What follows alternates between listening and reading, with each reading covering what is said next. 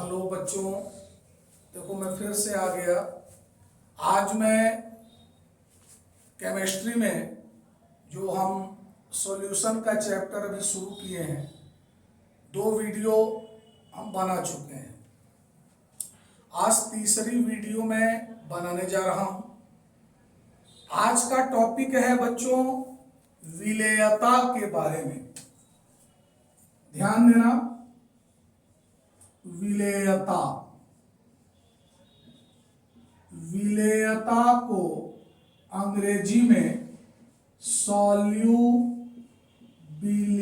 कहते हैं। विलेयता को अंग्रेजी में सॉल्यूबिलिटी कहते हैं। बच्चों, इस चैप्टर में तम विलयन, सांद्र विलयन, असंतृप्त विलयन, संतृप्त विलयन, अतिसंतृप्त विलयन के बारे में भी आपको पढ़ना है। इन 5 के बारे में जो भी मैंने नाम लिया, dilute solution, concentrated solution, unsaturated solution, saturated solution, super saturated solution, इनकी चर्चा करने से पहले हमें विलेयता के बारे में जानना बहुत ही आवश्यक है। विलेयता है क्या चीज? विलेयता को अंग्रेजी में सॉल्युबिलिटी कहते हैं। बच्चों, किसी पदार्थ की वह मात्रा, किसी पदार्थ की वह मात्रा जो निश्चित ताप पर, जो निश्चित ताप पर 100 ग्राम विलायक को संतृप्त करने के लिए आवश्यक होती है, उस पदार्थ की विलेयता कहलाती है। क्या बताया बच्चों हमने? किसी पदार्थ की वह मात्रा जो निश्चित ताप पर 100 ग्राम विलायक को संतृप्त करने के लिए आवश्यक होती है, उस पदार्थ की विलेयता कहलाती है। बच्चों, यदि जरा उदाहरण के साथ इसको समझिएगा। इसका एग्जाम्पल मैं आपको बता रहा हूं, जरा एग्जाम्पल पर फोकस करिएगा।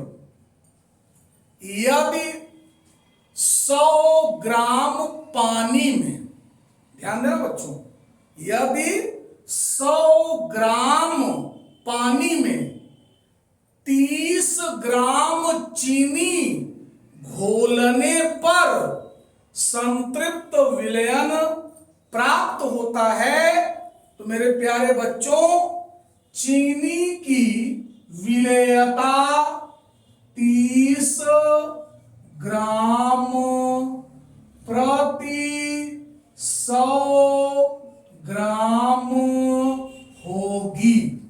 ध्यान देना, मैंने एग्जाम्पल में क्या बताया।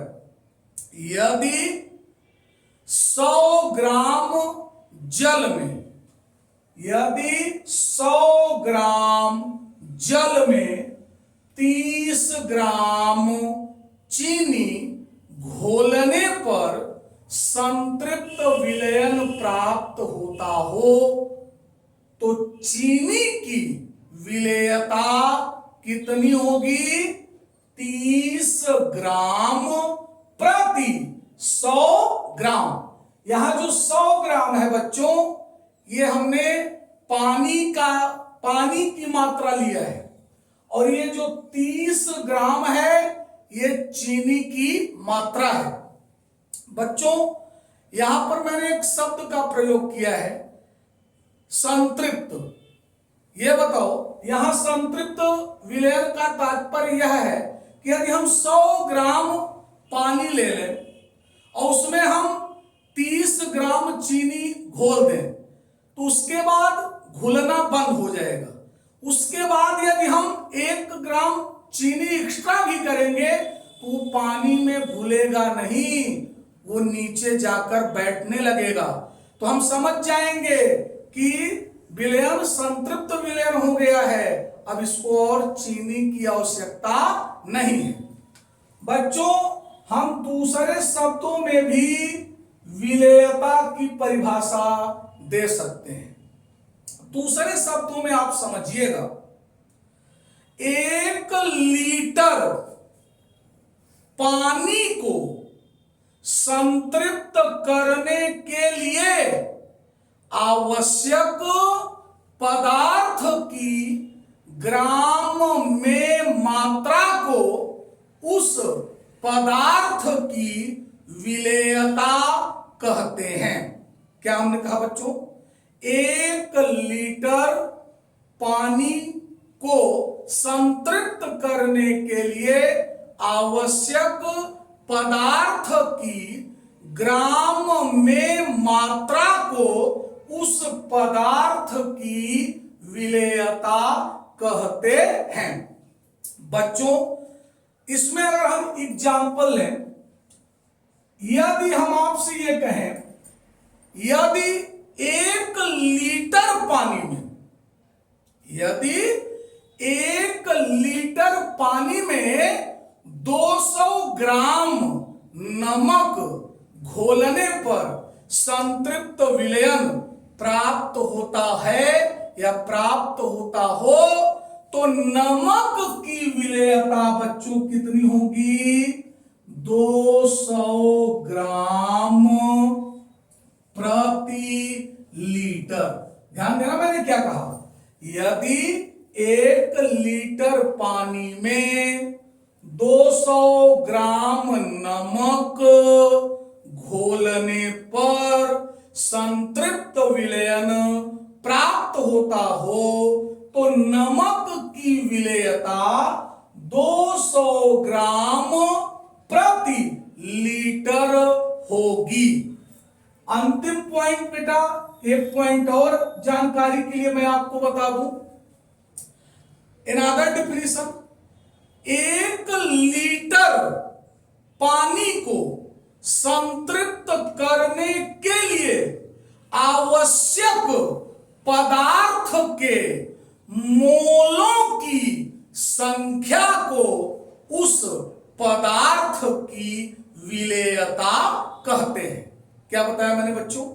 1 लीटर पानी को संतृप्त करने के लिए आवश्यक पदार्थ के मोलों की संख्या को उस पदार्थ की विलेयता कहते हैं। बच्चों, एग्जाम्पल इसका भी समझो, यह भी विलेयता का उदाहरण है। यदि 1 लीटर पानी में, समझ में आ रहा है, यदि 1 लीटर पानी में 1 मोल चाक घोलने पर, यदि 1 लीटर पानी में 1 मोल चाक घोलने पर संतृप्त विलयन प्राप्त होता हो, तो चाक की विलेयता 1 मोल प्रति लीटर होगी। तो बच्चों, यहां पर आपको क्या मिला? विलेयता को हमने 3 रूपों में परिभाषित किया है। अब इसको प्रभावित करने वाले कारक तन विलयन, सांद्र विलयन, संतृप्त विलयन, असंतृप्त विलयन, अतिसंतृप्त विलयन, इनकी जानकारी आपको अगले वीडियो में दिया जाएगा। बहुत बहुत धन्यवाद।